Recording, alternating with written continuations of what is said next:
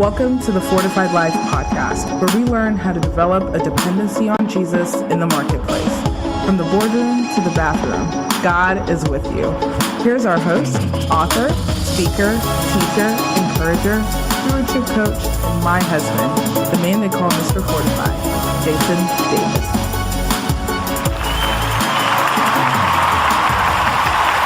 What's going on, everybody? What is going on? Welcome to the Fortified Life podcast. My name is Jason Davis, aka Mr. Fortify, and I'm excited to be back for another episode. Here on the Fortified Life, we talk about how we build our dependency on Jesus and the marketplace.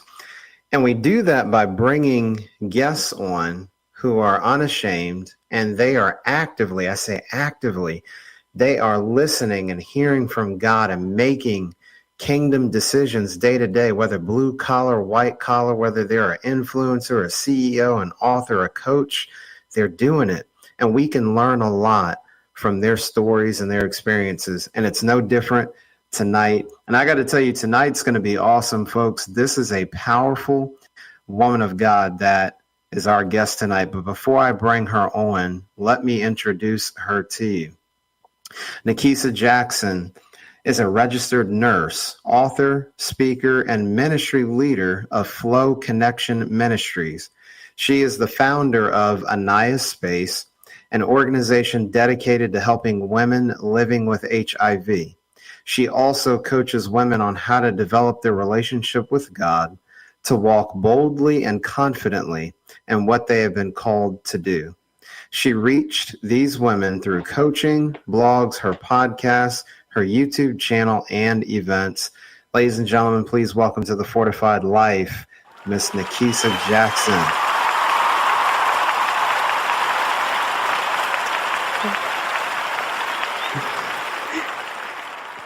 What's going on, Nakeisa? Hi, Jason. I'm so excited to be here on your podcast and to just share tonight. So I'm doing well on this Wednesday evening. How are you? I am good. I love it, Nakeisa. This has been a long time coming. Folks, you all just don't know, Nakeisa is one of my favorite people. She is a powerhouse, and prepare for some wisdom to get dropped tonight. So, Nakeisa, God has graced you to have your hand in so many different things. You know, being a registered nurse, author, a speaker, a minister, and the founder of a nonprofit. But Nakeisa, it wouldn't be right if we didn't take a trip back. One of the most powerful things about your story is your testimony. So just unpack that for us a little bit, how your testimony plays a role into everything that you do now. Yes, so I would love, that's a really great question. And just thank you for the accolades. I feel like you do a lot too. So it's always good to watch what you do, because I know, like, okay, I'm not alone in this and all the things that God has called me to do. But I will take it back to where I first started even thinking I had something to share. And so this was my first year of college. And I'm 18 years old. It's my first time being out of my parents' house, and I'm just excited. I go to school right down the street to Alabama. I'm from Georgia, originally from Atlanta, and I still live here. And I went to Alabama. I went to Tuskegee. I had a good time. It was a really new experience. But in the middle of my first year, something shifted for me. And what that was I started to not feel well maybe January. It was second semester of my first year. And I didn't feel well, and I didn't know what was going on. And, you know, we're in dorms, so I'm like, everybody's getting sick, but nobody around me was getting sick. I had like flu-like symptoms. And so people were helping take care of me, because I was the only one sick, actually. And a few months later, I went to the health department, where they test you for everything at the health department if you've never been. And I was used to getting tested and doing things like that, because that's one of the things that I was taught in sex education, was to get tested. That's all I knew. So I was comfortable getting tested, and I didn't think anything of it because I had never gotten a call before. So I'm thinking that everything is fine. There shouldn't be any issues. But I got a call back from a gentleman a couple weeks later, And he started asking me these questions. I didn't know what he was talking about. I started feeling confused. I was anxious. And I was like, what is this man talking about? Why is he call? I've never gotten these call back. And so he was like, I need you to come in as soon as possible. So that whole night, I was just like, could not go to sleep because they tested me for everything. So eventually I convinced myself that it was small and he just doing routine so I could sleep. And the crazy thing about this story is that I don't have a car, number one. I think when I went there to get tested, I had got transportation from the school. So I didn't have a car to get there at 8 o'clock in the morning. So I had to coordinate some stuff. So I'm asking people. I asked somebody for their car, and then I asked somebody to drive me because I had a license, but I just wasn't that good at driving. And I was also nervous, so I didn't know what was going to happen. And I remember I walked in, and I'm sitting in the doctor's office, and they take me to the back really, really fast, like super fast. And I'm like, something's not right. And this man starts reading off these test results to me. And then he pauses, and he says, your HIV results are positive. And in that moment, I'm a 19-year-old girl. I literally just got saved 2 months before I got my diagnosis. And that's the part of the story that sometimes does not come out. So I just got saved. So I just discovered who God really was. Like I just got baptized. So I'm very new to walking with God, new to Christianity, new to this life. And I'm like, what just happened? And I remember this man just continuing to talk to me and talk to me and talk to me. And I got up in the middle of him talking and I walked out because it was nothing else that he could say, because all I knew was what I heard about HIV, that you weren't going to live long, that you like just all these myths, that you were timid, that I didn't think it happened to women. I thought it happened to either like older women or men. I never knew a woman at 19 could get, like, I didn't think it could really happen to me. And so I just remember me walking out and him trying to convince me to go back. So I went back, but it took a few days for him to get all of the information that he needed from me, because it was just so overwhelming because I didn't know where to go. I'm in this small town.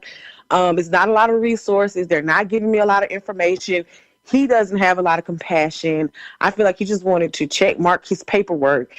And it came down to the realization of like, okay, it's just me and God, because I just met God and I know God is real.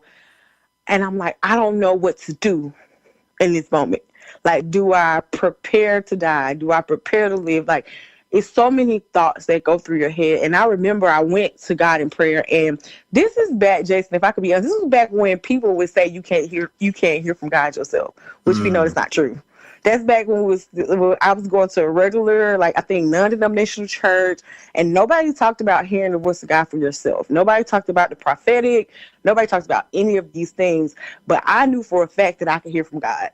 Even when I first got saved, I knew. And I remember God said to me, I said, God, why would you save me if I was just going to die? Like, it was no need to save me. You could have just left me in the world. I didn't have to have this experience with you. You could have left me alone. I just remember being very upset because I'm very new. So I'm still thinking God's a genie. I'm still thinking that because I'm saved, nothing should happen to me. Nothing bad should happen to me. Like, everything should be good because I got God, I got Jesus. So there's no reason for anything bad to happen. And what God spoke to me about, he said that I'm going to use this. I'm going to teach you how to live, because you're going to live and you're going to make it, and you're going to overcome this. And he started to share with me all these amazing things that I would do. And here we are at 2023. I'm living them out. But back then, as a first-year college student, I said, I will never tell my story. I will never share my testimony. I will never tell people that I'm living with HIV. Why would I do that? Young Black girls don't share their stories. You don't talk about HIV. It's taboo. I'm from the Bible Belt. You don't even talk about having sex. And I wasn't even saved, and I knew better than that. So it was very tough to navigate. I want to say those first years, it was just hard to navigate because I didn't have an example. I had little like things I would say like breadcrumbs that I would follow. So like, I found one girl who had a book. I found out about one conference that I could go to. I found these little pockets of spaces where I could see people who looked like me, but I didn't have a close relationship with anybody that looked like me, that was living with HIV, that met the same demographic. So it was a very difficult thing just to navigate during that time, especially with the state of just the world and where I was in life, like being a young college student, fresh out of high school, not knowing what to do.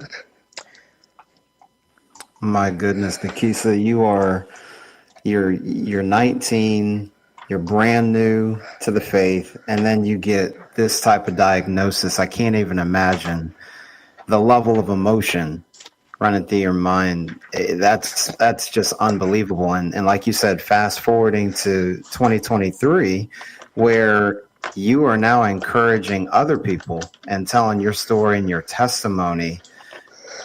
Like, what was the turning point for you? Because we know you know, as far as being a nurse and then eventually becoming an author and a speaker. So what kind of set you down that health path? Like, okay, this is the condition I have, but I want to start living my life, and what am I going to do about it? What was kind of that turning point in the midst of all that emotion for you? So that's a really, really great question. So what led me down this path of health was actually God. So once I got the realization that I was going to live, I started to all of a sudden feel like I was supposed to go to nursing school. I was in school for construction management. I wasn't thinking about being a nurse. I wasn't even considering it. And then God told me I need to transfer and come back home. Like, you need to go back home. So I ended up coming back home to Georgia State. And shout out to Georgia State Nursing School. It's one of the best nursing schools ever, okay? I just want to say that. It's one of the best nursing schools, and it's one of the hardest to get in. And so when he told me to do this, I was like, there's no way that I'm going to get into this nursing school. So I got into nursing school, and then I became a nurse. And before I got into nursing school, he told me that at some point I'm going to open a clinic. He was like, you're going to open a clinic, so you need to go to nursing school to see what the issues are, to see what it's like to be in that field, because I want you to have some knowledge. And that started off one way of me learning how God works with me, because usually he makes me go do it first before I can like outsource it and get other people to help me. So I went to nursing school. I became a nurse, and I started to see the discrepancies in healthcare. I started to see that just because you're a healthcare provider, it doesn't mean that you know how to care for people living with HIV. It doesn't mean you have compassion. It doesn't mean you understand the multifacetedness of living with HIV. Like, you may understand one part, but you don't understand the whole thing. So I started seeing all these issues, and how it wasn't the care wasn't competent care. It didn't consider a lot of things. It was just not, it just wasn't the best care that could be given from my eyesight and from what God was telling me. Then I always felt like I was always the one with the information. It was a big disconnect between the community and healthcare centers. And I was like, why don't you know what's in the community around the corner? And when I look at it in the grand scheme of things, it's because they're seeing everything, not just people living with HIV, but it's still not an excuse why there should not be some type of connection, because I would know the resources, and I would be like, well, if I wasn't here, how would they got help? Who would have went out and went the extra mile to get the resource? So I started seeing these issues, and then, I did the thing like, it's all these issues that need to be fixed. Somebody need to fix it. And I looked up, it was like 2016. And by this time I'm married. I did all these things that I thought that I couldn't do. I'm married. I got the job I want. I'm like living my best life. But I started to feel this thing in my heart. And like, something is missing. Something is going on. There's something else I'm supposed to be doing. And this is not it. Being a nurse is not it. Because, you get into the usual day-to-day life of how you live in your life. And it's just like one day something goes off. And what happened was my friend started her ministry, and she was telling me, she was writing her book and all stuff, and I was kind of inspired. I said, oh, that's so great. I'm proud of what God's doing for you. I'm still not ready. Like, in my mind, I wasn't ready.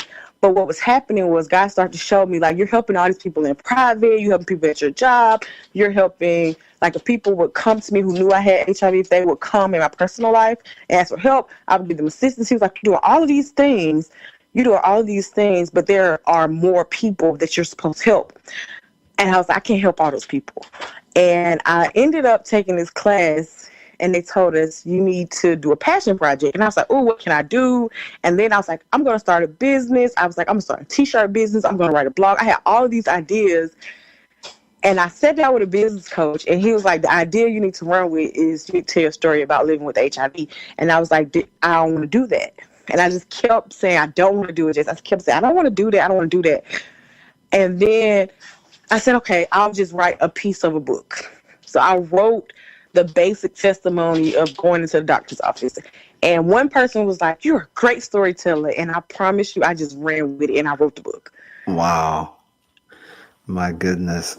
And that's actually a perfect segue, Nakeisa, because I was going to get into that. So I believe it's A Lover's Journey, the name of that.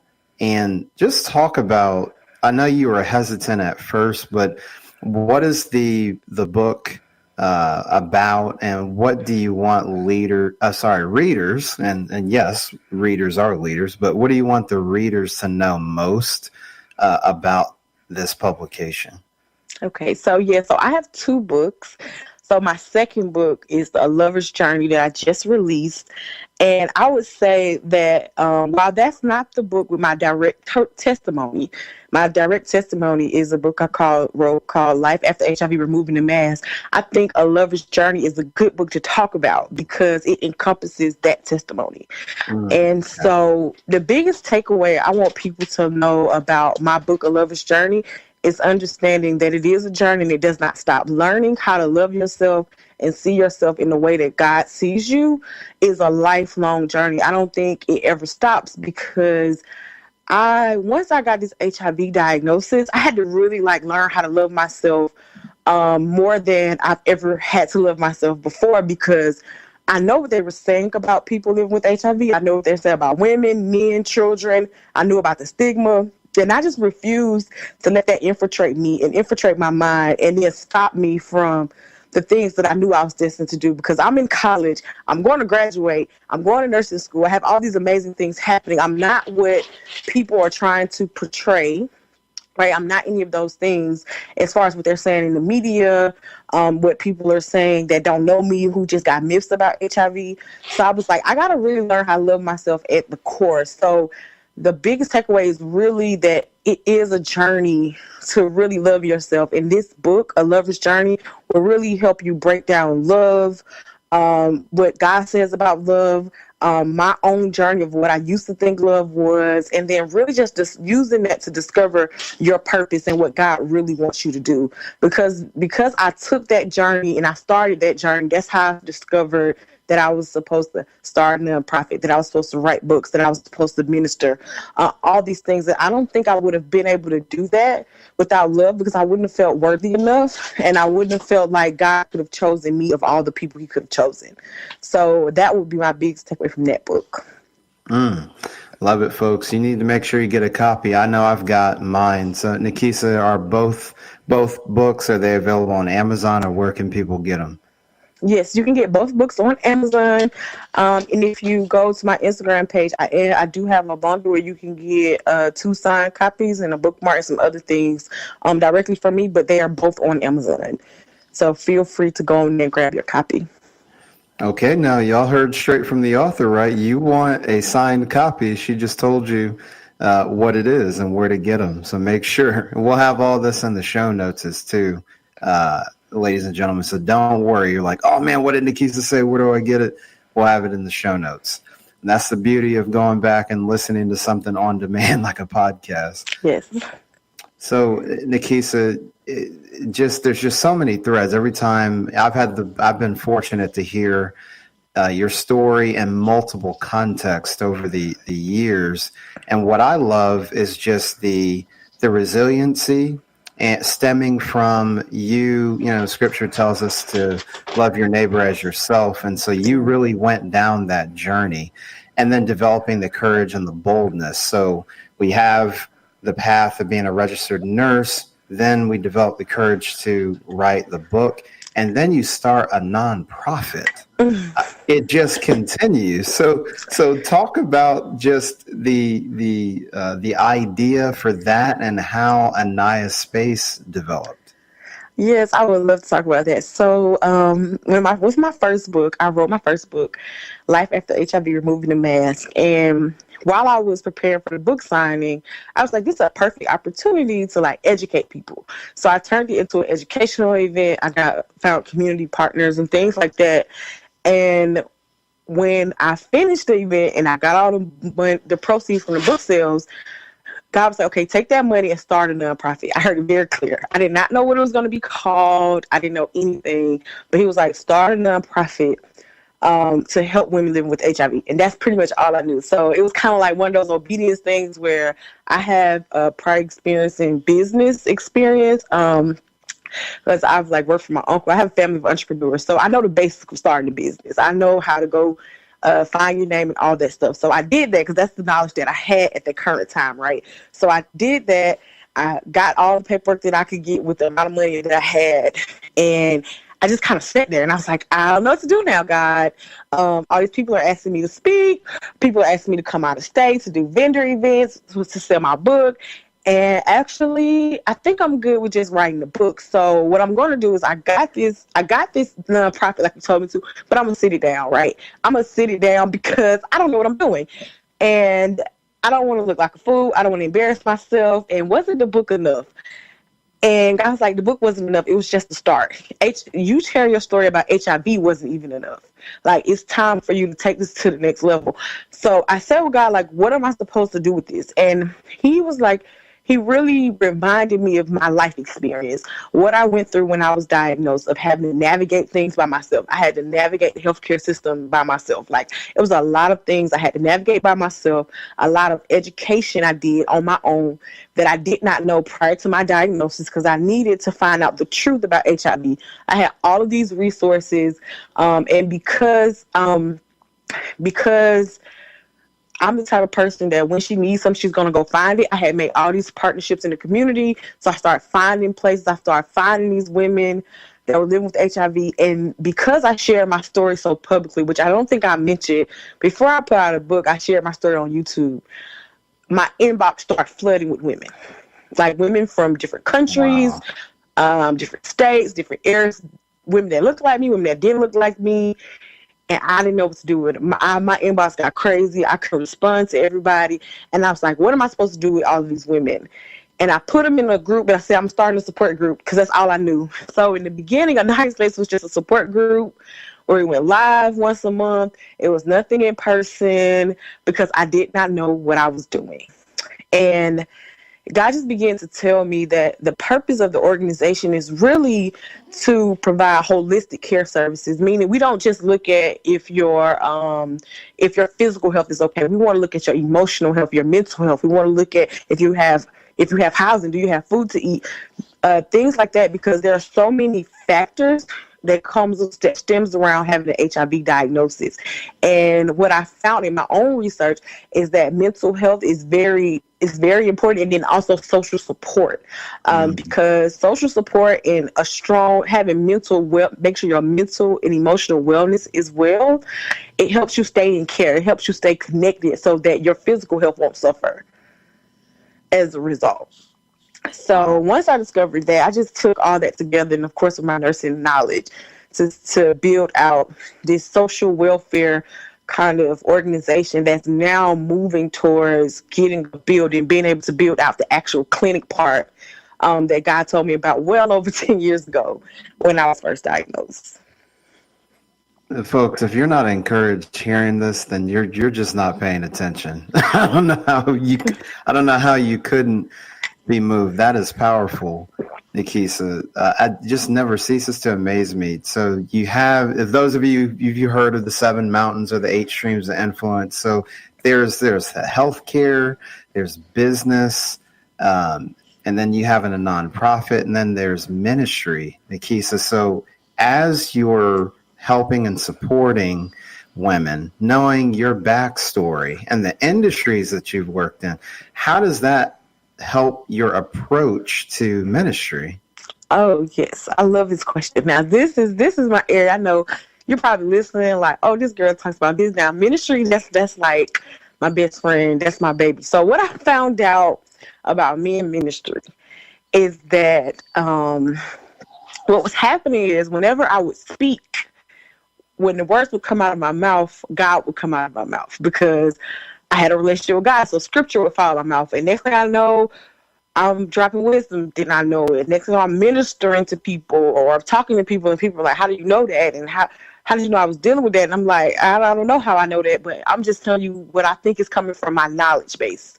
I wish I could tell you something else. I didn't even know that a lot of this was coming from God because I would just be saying it. So I didn't like go pray for a long time, or it was just prophetic. I should say that's the best way to describe it. It was prophetic. And I would say, God, I won't stop talking because every time I talk about you, and that's not my intent. That wasn't my goal. My goal was to talk about something else, but some kind of way I get back to talking about you, and I don't want to overdo it. I don't want to be saying stuff that's not true. I don't want to be responsible for that. And what started happening was, as I continued my journey to love myself, I started to accept that part of me.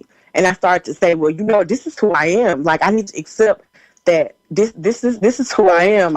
I talk to God and he comes out of me. You can tell when I talk, and it's like, I have to learn how to embrace that part of me too. So the more I embraced it, the more he came out. And I started doing many things. Like, I would do a 21-day. I remember I did a 21-day challenge. And this was outside of my nonprofit. So I would do this like under maybe my book brand or something. So I did a 21-day challenge about how to get redeemed, like how to allow God's love to redeem you. And I was like, I don't know what's going on. I did a 7-day journey to love yourself, like a self-love challenge. I started doing these creative things to help people learn about God, because that's how I connected with God.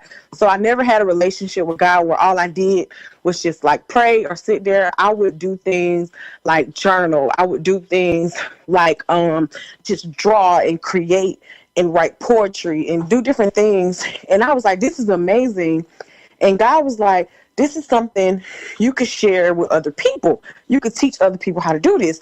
And I was like, no way. And he was like, you can, and I want you to start Bible study. So, Jason, I started in my house.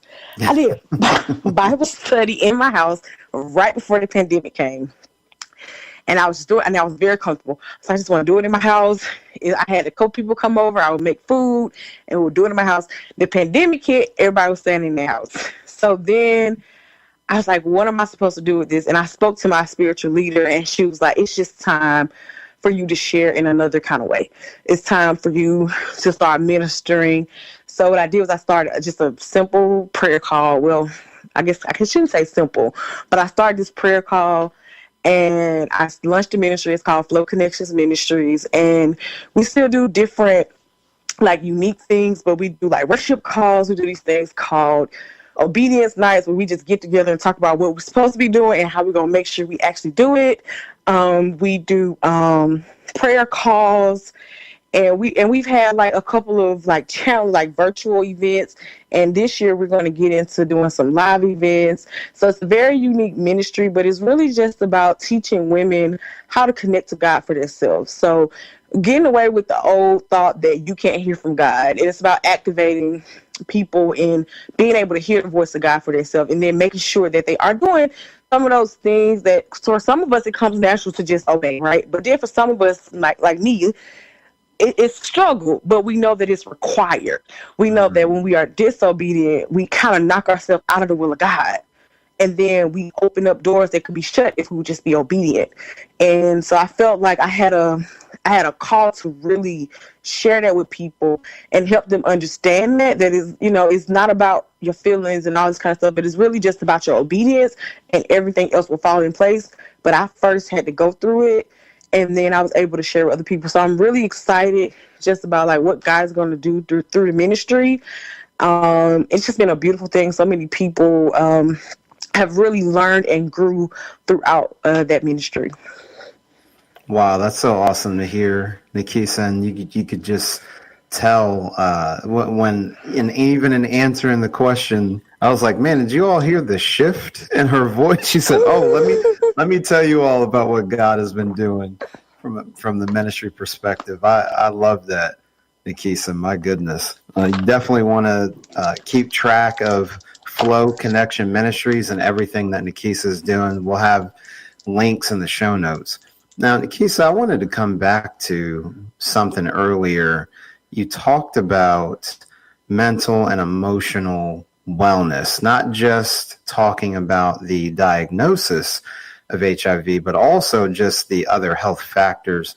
What are some practical things that people can do to try to strengthen their mental and emotional wellness? So I can say a lot of things, but I'm figuring I'm have about three things to say. The first thing is I would say is that we all have to be self-aware, and that may not be the easiest for everyone, but one thing is just always checking in with yourself. Like, how am I actually feeling today? How am I actually doing today? Have I been rested? Did I sleep well? Like, really taking a look at yourself, because sometimes we're getting overwhelmed and we are being super hard on ourselves because of other factors. So, for example, I'll give you a real example. You've been up all night working on your business. You get 3 hours of sleep. So in the morning, you're like, I gotta go. But you're really feeling anxious and worried, and you really need to rest. But because you didn't check in with yourself, you're just continuing your cycle. So it's really like you've been up for days and days and days nonstop, and you haven't really had a break. And then if you're anything like me, sometimes, like, I like to be productive. So when I'm not productive, sometimes I tell myself I'm being lazy. But because I check in, I can rectify it and say, no, I'm not being lazy. I've been working 3 or 4 days straight. I've been out of town. I had a speaking engagement. I've done all this. I haven't rested. And so then I can overcome the battle of the mind. So the first thing is really just checking in with yourself. And the second thing is journaling. I don't care if it's just one line and you say today is hard, or one line today is great, or I'm thankful for life today. But really getting your emotions out of your head and getting them on paper and keeping a record is very, very helpful, because you can go back and look and say, hey, at the top of February, I was feeling really sad, but it's March 1st and I feel much better because I changed how I ate last month, or I took more breaks last month, and now I feel so much better. And then you can kind of discover what helps you, right? When you felt happy on Valentine's Day, what made you feel happy, right? When you felt happy because it was Friday, was it because it was Friday? And then you could start seeing a pattern with your life. Like, from doing this, I learned my energy levels are better in the evening and later in the week. So you know what I did? I changed my schedule as a result. So it helps me navigate some of the things that naturally happen with me and my moods and how I feel throughout the week. But also it helped me make sure that my mental and emotional wellness was okay. Because so then if I seen like, hey, it's been 4 days and you haven't been feeling that well, maybe today is a day to do a self-care day, which is my third tip. I always make time for self-care. Like, I don't care if you just need a day where you sleep all day and eat popcorn and watch TV. Because, like, do not let your finances, your friends, your family members, no one around you stop you from having a self-care day. At least, and that's the bare minimum, once a month. I really feel like you should do it once a week, but I understand. So once a month, just a day for you, like the same love you give to your children, your spouse, the people around you, your loved ones, you have to give it back to you and take care of yourself, because as the cliche goes, you can't pour from an empty cup. So if you've been pouring and your cup is empty, what have you really been giving? Have you really been giving them the God in you like you say you have, but you're depleted? So how could you've done that? And everybody won't notice it, especially if you're the strong friend, or if people see you doing a lot and they look up to you. They don't really know when you're struggling, and you can't expect them to know, but you can start to discover the cues that you give off of when you're struggling. And it's just important that you take care of yourself, because you have to prioritize it. See, I told you all she was going to drop some gold tonight. I told you. I hope you've been taking notes. That was very good, Nakeisa, and you really spelled out the practicality of it, because sometimes people don't think about things. Nakeisa, you talked about, hey, be honest with yourself instead of trying to plow through and push through. It's like, am I actually okay today? And how often do we pause to do that? That's really insightful. So thank you for sharing that. Keisa, one of the things that's been bouncing around in my mind during our conversation is the way that God moved in your life and how you have not allowed the stigma of HIV to prevent you from doing anything God has called you to do. And you've been very transparent about that journey. But I wanted to ask you as well, what's maybe some of the biggest misconceptions about HIV. I feel like it's so polarizing with rumors and there's a lot of chatter, but what are some things that we don't know about it that we actually should be more considerate of and be more knowledgeable about? Okay. So my favorite thing to teach is something called U equals U. And it means undetectable equals untransmittable.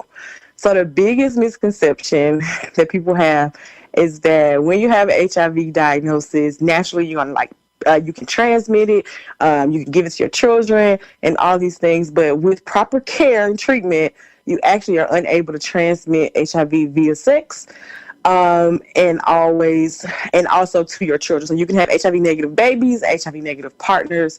And so that's a very important point that I like to share. And this has a group of people living with HIV started to really mobilize this movement around 2015 or 16. They started to really share about it and speak out loud about it because it had been around for a while, but it had not been publicized. So it took a lot of HIV advocates coming forward and starting these campaigns to share about that. So that's the first thing I want to share, that's the biggest misconception. So you can go on and have children, and it doesn't really, if you don't allow it to, it won't stop what God has for you, right? And another, I think, misconception is always about how HIV is transmitted. So I'm just going to wrap this in a nutshell. It's important that you get educated. Like, go learn the fact you can't get it from shaking hands, sweat, hugging, sharing eating utensils and things like that. That is not a route of transmission for HIV. So you got to really educate yourself, because education will kill stigma, and it does not matter where you sit. Meaning, if you're HIV positive or HIV negative, it doesn't matter where you sit on either side of this fence. You can still go out and educate yourself and then advocate for another person, because you never know. I remember I said this before.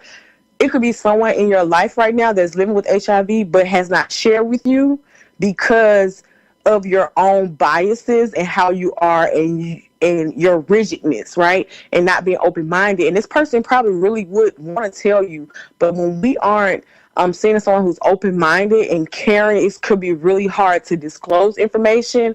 And one thing I do know about HIV is that being in isolation is not it's not an ideal situation. So we have to make sure that we as a people as a whole are willing to educate ourselves, because you never know. HIV doesn't have a face.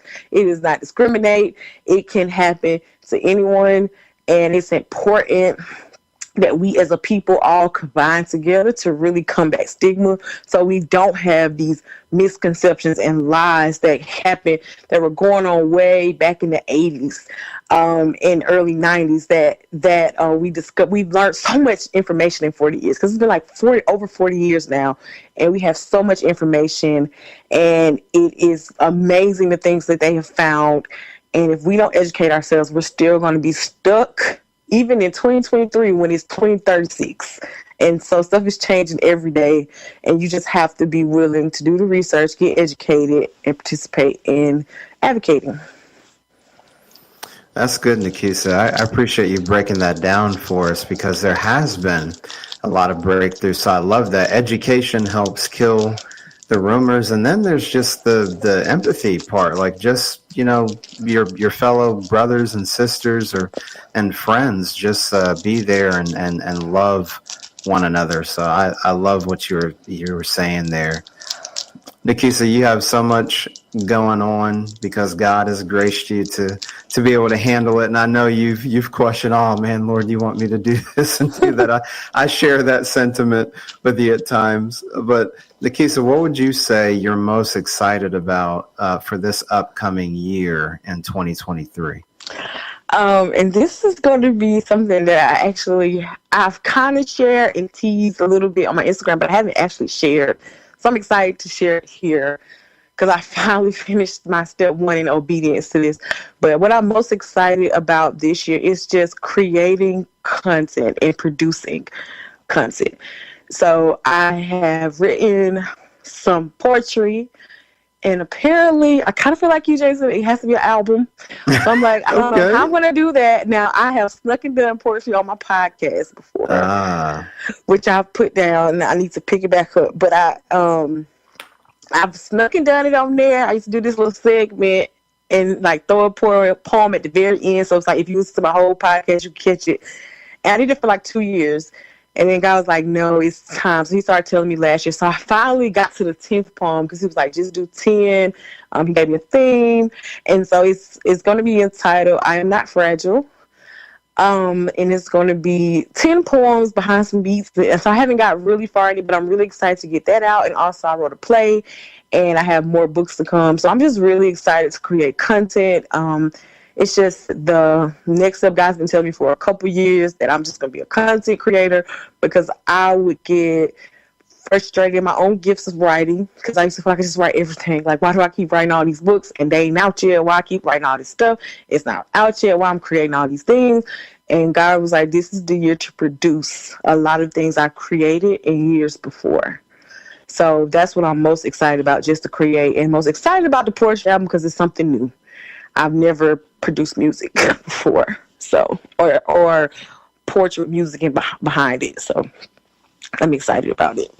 And I'm excited for you. Listen, folks, people debut things here on the Fortified Life. It's about the third or fourth time somebody was like, wow. Well, Jason, I'm going to go ahead and I'm going to break this here. So listen, that's why you all got to tune in. You never know what our guests are going to bring. They bring freebies and debut books and podcasts. I love that, Nakeisa. And I know I'm looking forward to your poetry as well as some of the other plays and things you're going to write. And I will definitely be praying for you. It reminds me, Nakeisa, because about 1.5 years ago, I did my first song as well. And it was some spoken word and poetry. So I remember I share that with you. I'm like, Lord, I don't know. But when he gives it to you, he gives it to you. Yes. Well, Nakeisa, we are out of time, and I have thoroughly enjoyed this conversation. And I know that anybody listening, you all need to go back and listen to this on demand when we get it posted. But Nakeisa, where can people reach out to you? How can listeners connect to everything that you're doing? Okay, so the best place to reach out to me is on my page, Nikki J. the Author. It's Instagram, Facebook, Twitter. You can find me on all platforms, even on YouTube. And then you can get connected to the rest of my pages. So if you want to get connected to the ministry, if you need support groups, I'll definitely get you that link. It's aniyahspace.org, and that's where you can find out more about how to give and how to connect with us and support the work that we're doing. But Nikki J. the Author is the best way to find me on social media. It's just the easiest. And that's Nikki, the letter J, the Author. So that's the best place to find me. All right. Well, folks, you know where to find her now. So that means when she releases her plays and poetry, it's time to go support. I know that I will. But Nakeisa, just greatly appreciate you coming on the Fortified Life here tonight. Thank you so much, Jason, for having me. For sure. Folks, you know how we leave things. That's all we have for tonight, but we'll be back for another week, another episode, another person who is unashamedly living out their faith in the marketplace. From the boardroom to the bathroom, God is with you. Don't compartmentalize your faith in the marketplace. We'll see you next time on the Fortified Life podcast.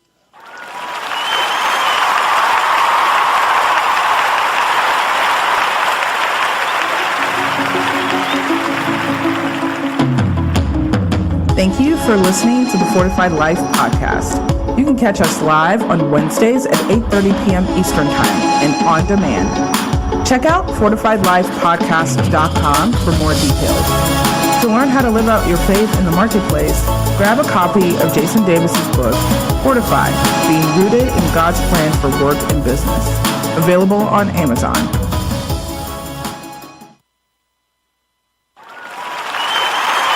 You're listening to Joel Sly Worldwide Podcast. You've decided to move and picked the neighborhood you prefer, but how much home can you afford? Which loan term is best? Start by contacting an Arundel Federal Savings Bank loan officer to get the numbers you need and a pre-qualification letter to present to your realtor. No cost to you. Whether building or buying, Arundel Federal wants to be the local community bank that you trust and think of for your home mortgage. Contact us today at arundelfederal.com. A pre-qualification is not a loan approval or commitment to make a loan. Additional terms and conditions apply. Member FDIC and equal housing lender at MLS number 671636. Everyone loves TV Dad. On the next TV Dad, presented by Progressive, TV Dad explains becoming a man.